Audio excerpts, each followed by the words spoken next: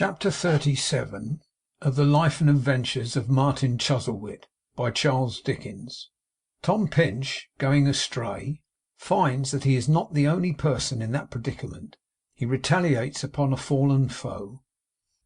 Tom's evil genius did not lead him into the dens of any of those preparers of cannibalic pastry, who are represented in many standard country legends as doing a lively retail business in the metropolis. Nor did it mark him out as the prey of ring droppers, pea and thimble riggers, duffers, touters, or any of those bloodless sharpers who are perhaps a little better known to the police. He fell into conversation with no gentleman who took him into a public house, where there happened to be another gentleman who swore he had more money than any gentleman, and very soon proved he had more money than one gentleman by taking his away from him. Neither did he fall into any other of the numerous man traps which are set up without notice in the public grounds of this city. But he lost his way. He very soon did that, and in trying to find it again, he lost it more and more. Now Tom, in his guileless distrust of London, thought himself very knowing in coming to the determination that he would not ask to be directed to Furnival's Inn if he could help it, unless indeed he should happen to find himself near the Mint or the Bank of England, in which case he would step in and ask a civil question or two, confiding in the perfect respectability of the concern.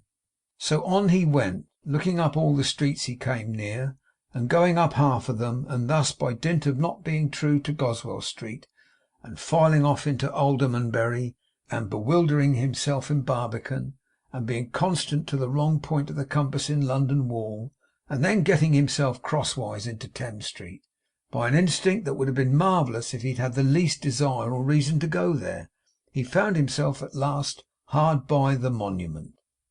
The man in the Monument was quite as mysterious a being to Tom as the man in the moon. It immediately occurred to him that the lonely creature who held himself aloof from all mankind in that pillar like some old hermit was the very man whom to ask the way. Cold he might be, little sympathy he had, perhaps, with human passion. The column seemed too tall for that. But if truth didn't live in the base of the Monument, notwithstanding Pope's couplet about the outside of it, where in London, thought Tom, was she likely to be found? Coming close below the pillar, it was a great encouragement to Tom to find that the man in the Monument had simple tastes. Stony and artificial as his residence was, he still preserved some rustic recollections that he liked plants, hung up bird cages, and was not wholly cut off from fresh groundsel, and kept young trees in tubs. The man in the Monument himself was sitting outside the door, his own door, the Monument door. What a grand idea! And was actually yawning as if there were no Monument to stop his mouth, and give him a perpetual interest in his own existence. Tom was advancing towards this remarkable creature to inquire the way to Furnival's Inn, when two people came to see the Monument. They were a gentleman and a lady, and the gentleman said, "How much apiece?" The man in the Monument replied, "A tanner." It seemed a low expression compared with the Monument. The gentleman put a shilling into his hand, and the man in the Monument opened a dark little door. When the gentleman and lady had passed out of view, he shut it again, and came slowly back to his chair. He sat down and laughed. "They don't know what a many steps there is," he said. "It's worth twice the money to stop here. Oh my eye!" The man in the Monument was a cynic, a worldly man. Tom couldn't ask his way of him. He was prepared to put no confidence in anything he said. "My gracious!" cried a well-known voice behind Mr Pinch. "Why, to be sure it is." At the same time he was poked in the back by a parasol. Turning round to inquire into this salute, he beheld the eldest daughter of his late patron. "Miss Pecksniff," said Tom. "Why, my goodness, Mr Pinch!" cried Cherry. "What are you doing here?" "I have rather wandered from my way," said Tom. I hope you have run away," said Charity. "It would be quite spirited and proper if you had, when my papa so far forgets himself." "I have left him," returned Tom. But it was perfectly understood on both sides. It was not done clandestinely. "Is he married?" asked Cherry, with a spasmodic shake of her chin. "No, not yet," said Tom, colouring. "To tell you the truth, I don't think he is likely to be, if Miss Graham is the object of his passion." "Tcha, Mr Pinch!" cried Charity, with sharp impatience. "You're very easily deceived. You don't know the arts of which such a creature is capable. Oh, it's a wicked world. You are not married? Tom hinted, to divert the conversation. No, said Cherry, tracing out one particular paving stone in Monument Yard with the end of her parasol. But really it's quite impossible to explain. Won't you walk in? You live here then? Said Tom. Yes, returned Miss Pecksniff, pointing with her parasol to Todgers. I reside with this lady. At present. The great stress on the two last words suggested to Tom that he was expected to say something in reference to them. So he said, only at present? Are you going home again soon?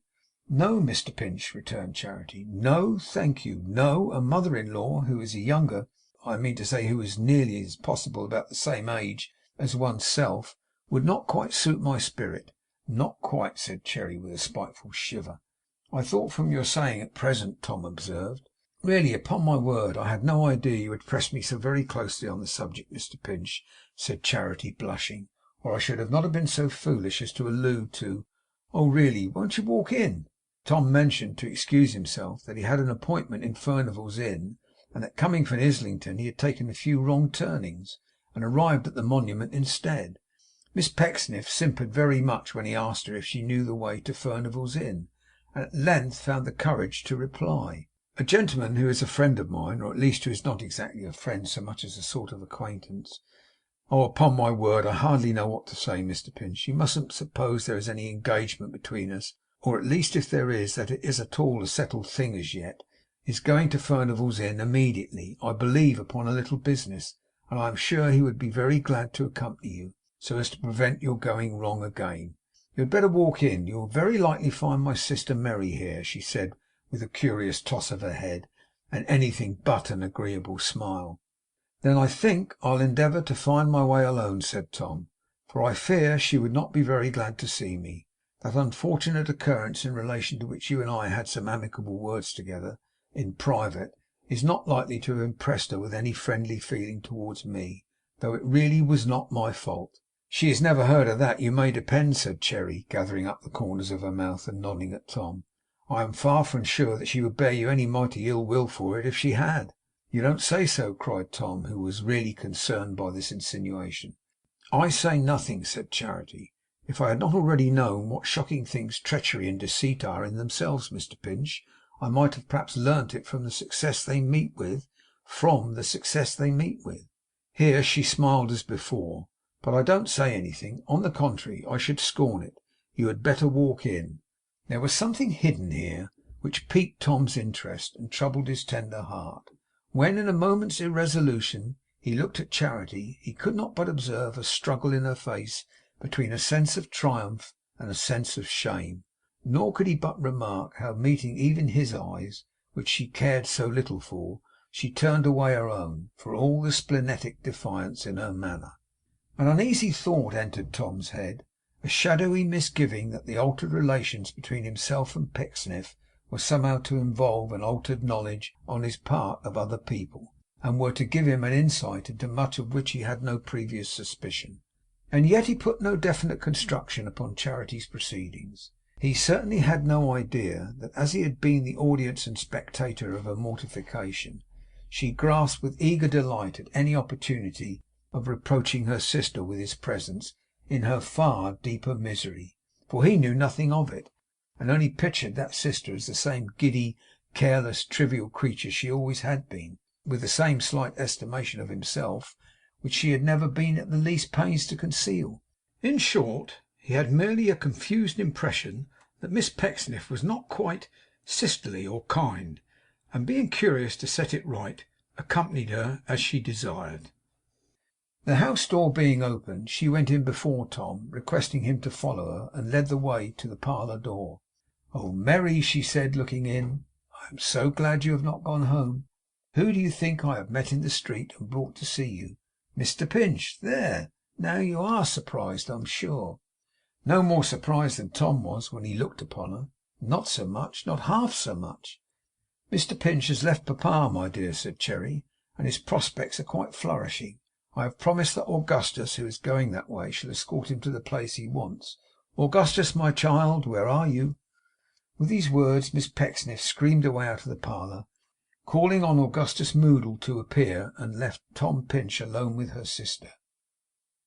If she had always been his kindest friend, if she had treated him through all his servitude with such consideration as was never yet received by a struggling man, if she had lightened every moment of those many years, and had never spared and never wounded him, his honest heart could not have swelled before her with a deeper pity, or a purer freedom from all base remembrance than it did then. My gracious me, you really are the last person in the world I should have thought of seeing, I am sure. Tom was sorry to hear her speaking in her old manner. He had not expected that. Yet he did not feel it a contradiction that he should be sorry to see her so unlike her old self, and sorry at the same time to hear her speaking in her old manner. The two things seemed quite natural. I wonder you find any gratification in coming to see me. I can't think what put it in your head. I never had much in seeing you. There was no love lost between us, Mr Pinch, at any time, I think. Her bonnet lay beside her on the sofa, and she was very busy with the ribbons as she spoke, much too busy to be conscious of the work her fingers did. We never quarrelled, said Tom. Tom was right in that, for one person can no more quarrel without an adversary than one person can play at chess or fight a duel. I hoped you would be glad to shake hands with an old friend. Don't let us rake up bygones, said Tom. If ever I offended you, forgive me. She looked at him for a moment, dropped her bonnet from her hands, spread them before her, altered face, and burst into tears. Oh, Mr Pinch, she said, although I never used you well, I did believe your nature was forgiving. I did not think you could be cruel. She spoke as little like her old self now, for certain, as Tom could have possibly have wished, but she seemed to be appealing to him reproachfully, and he did not understand her. I seldom showed it, never, I know that, but I had that belief in you that if I had been asked to name the person in the world least likely to retort upon me, I would have named you confidently. Would have named me? Tom repeated. Yes, she said with energy, and I have often thought so. After a moment's reflection, Tom sat himself upon a chair beside her. Do you believe, said Tom, or can you think that what I said just now, I said with any but the true and plain intention which my words professed? I mean it in the spirit in the letter. If ever I offended you, forgive me. I may have done so many times. You never injured or offended me. How then could I possibly retort, even if I was stern and bad enough to wish to do it? After a little while she thanked him through her tears and sobs, and told him that she had never been at once so sorry and so comforted since she left home. Still she wept bitterly, and it was the greater pain for Tom to see her weeping, from her standing in especial need just then of sympathy and tenderness. Come, come, said Tom, you used to be as cheerful as the day was long. Ah, used, she cried in such a tone as rent Tom's heart. And will be again, said Tom. No, never more. No, never, never more. If you should talk with old Mr Chuzzlewit at any time, she added, looking hurriedly into his face, I sometimes thought he liked you, but suppressed it. Will you promise me to tell him that you saw me here, and that I said I bore in mind the time we talked together in the churchyard? Tom promised that he would. Many times since then, when I have wished I had been carried there before that day, I have recalled his words. I wish that he should know how true they were, although the least acknowledgment to that effect has never passed my lips, and never will. Tom promised this conditionally too. He did not tell her how improbable it was that he and the old man would ever meet again, because he thought it might disturb her more. If he should ever know of this through your means, dear Mr Pinch, said Mercy, tell him that I sent the message, not for myself, but that he should be more forbearing and more patient and more trustful to some other person in some other time of need. Tell him that if he could know how my heart trembled in the balance that day, and what a very little would have turned the scale, his own would bleed with pity for me. Yes, yes, said Tom, I will. When I appeared to him the most unworthy of his help, I was, I know, I was, for I have often thought about it since, the most inclined to yield to what he showed me. Oh, if he had relented but a little more, if he had thrown himself in my way for but one other quarter of an hour, if he had extended his compassion for a vain, unthinking, miserable girl in but the least degree, he might, and I believe he would, have saved her. Tell him that I don't blame him, but I am grateful for the effort that he made.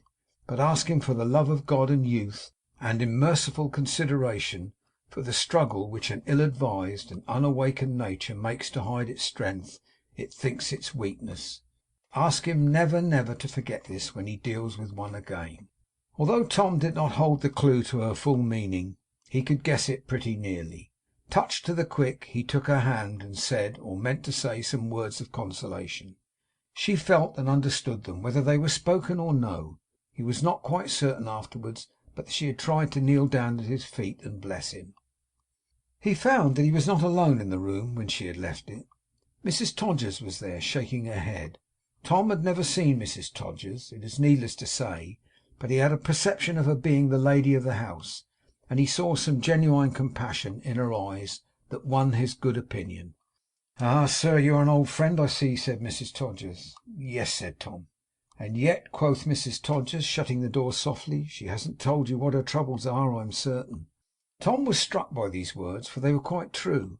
'Indeed,' he said, 'she has not.' 'And never would,' said Mrs Todgers, 'if you saw her daily. She never makes the least complaint to me, or utters a single word of explanation or reproach.' 'But I know,' said Mrs Todgers, drawing in her breath. 'I know.' Tom nodded sorrowfully. 'So do I.'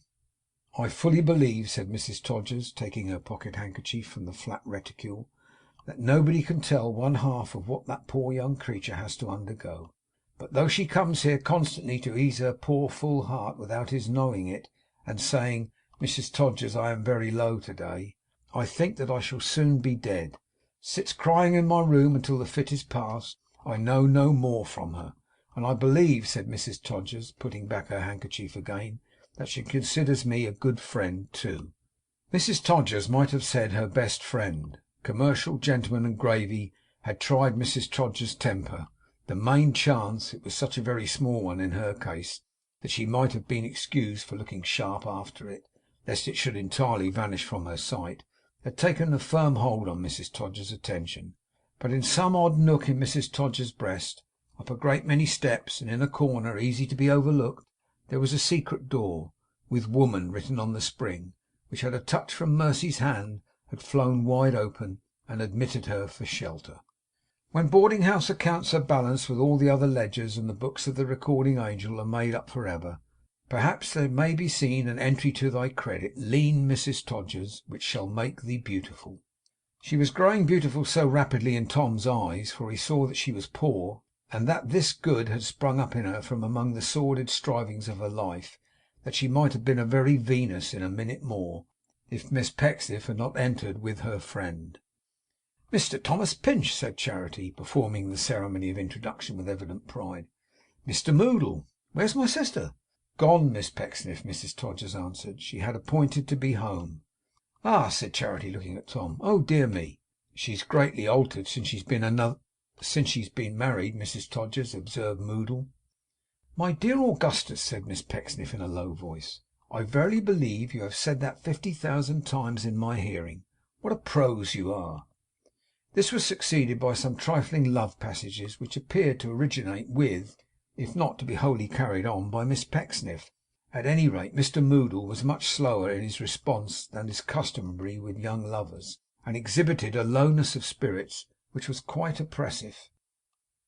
He did not improve at all when Tom and he were in the streets, but sighed so dismally that it was dreadful to hear him. As a means of cheering him up, told him that he wished him joy. 'Joy!' cried Moddle. 'Ha! What an extraordinary young man!' thought Tom. 'The scorner has not set his seal upon you. You care what becomes of you,' said Moddle. Tom admitted that it was a subject in which he certainly felt some interest. 'I don't,' said Mr Moddle. 'The elements may have me whenever they please. I'm ready.' Tom inferred from these, and other expressions of the same nature, that he was jealous. Therefore he allowed him to take his own course, which was such a gloomy one that he felt a load removed from his mind when they parted company at the gate of Furnival's Inn.